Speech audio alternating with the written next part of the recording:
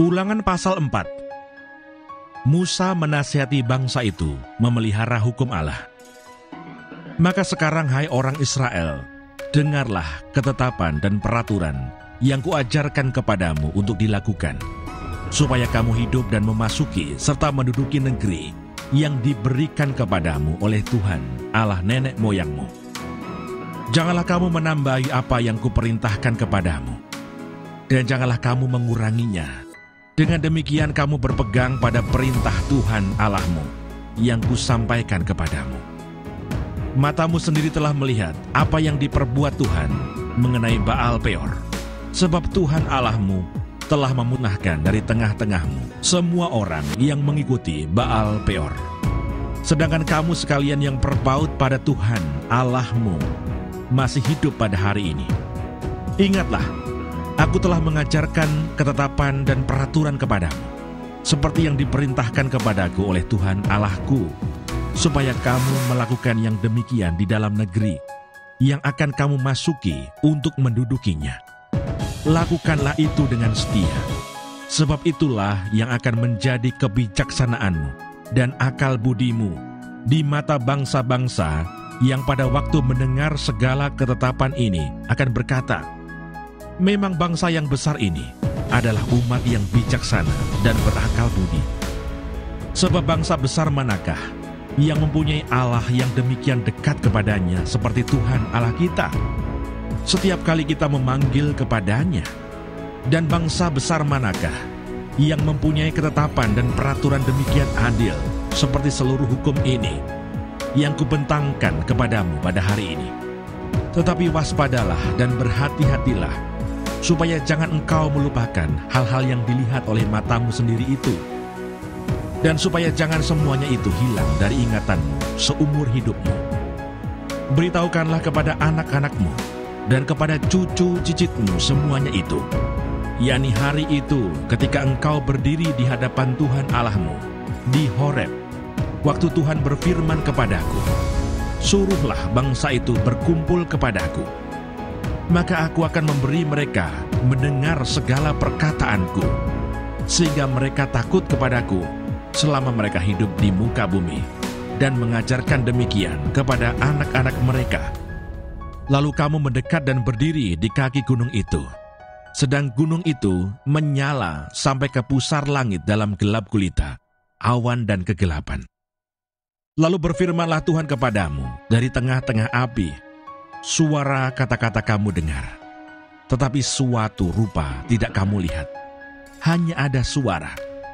Dan ia memberitahukan kepadamu perjanjian yang diperintahkannya kepadamu untuk dilakukan, yakni ke-10 firman, dan ia menuliskannya pada 2 loh batu. Dan pada waktu itu aku diperintahkan Tuhan untuk mengajarkan kepadamu ketetapan dan peraturan, supaya kamu melakukannya di negeri kemana kamu pergi untuk mendudukinya.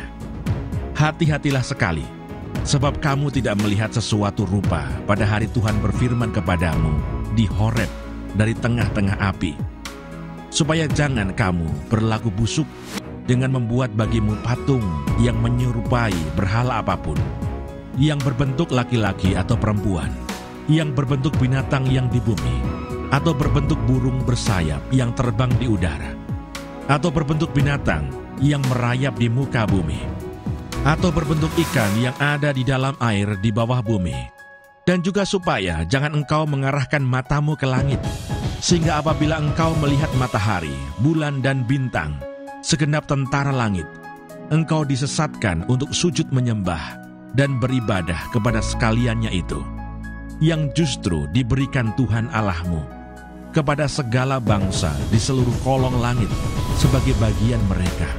Sedangkan Tuhan telah mengambil kamu dan membawa kamu keluar dari dapur peleburan besi dari Mesir untuk menjadi umat miliknya sendiri, seperti yang terjadi sekarang ini.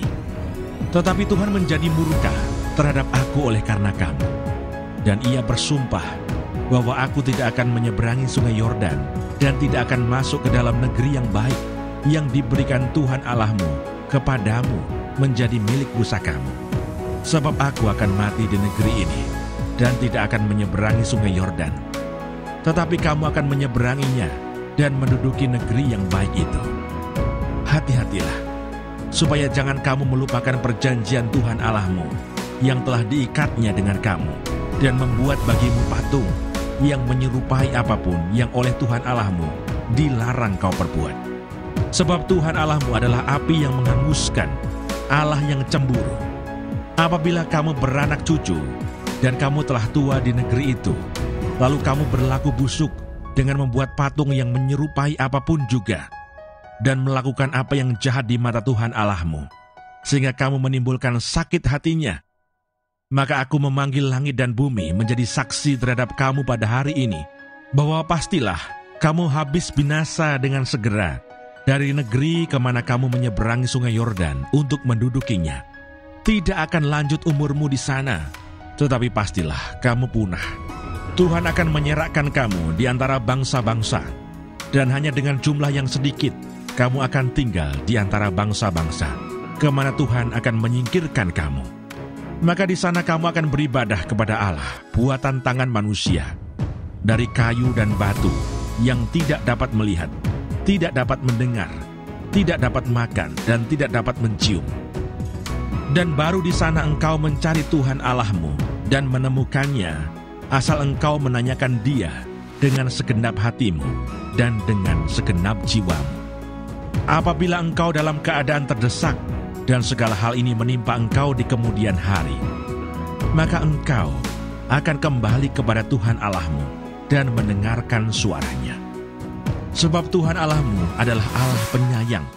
Ia tidak akan meninggalkan atau memusnahkan engkau, dan Ia tidak akan melupakan perjanjian yang diikrarkannya dengan sumpah kepada nenek moyangmu.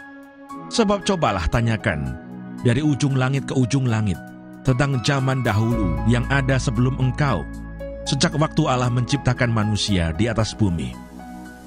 Apakah ada pernah terjadi sesuatu hal yang demikian besar? Atau apakah ada pernah terdengar sesuatu seperti itu? Pernahkah suatu bangsa mendengar suara ilahi yang berbicara dari tengah-tengah api, seperti yang kau dengar dan tetap hidup?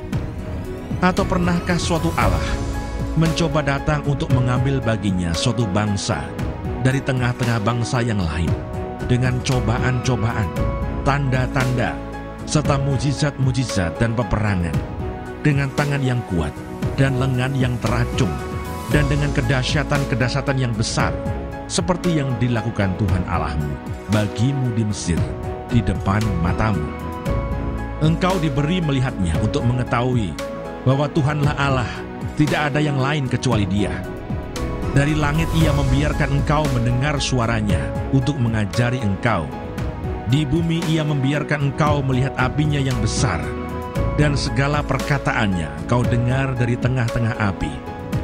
Karena Ia mengasihi nenek moyangmu dan memilih keturunan mereka, maka Ia sendiri telah membawa engkau keluar dari Mesir dengan kekuatannya yang besar, untuk menghalau dari hadapanmu bangsa-bangsa yang lebih besar dan lebih kuat daripadamu, untuk membawa engkau masuk ke dalam negeri mereka dan memberikannya kepadamu menjadi milik pusakamu, seperti yang terjadi sekarang ini.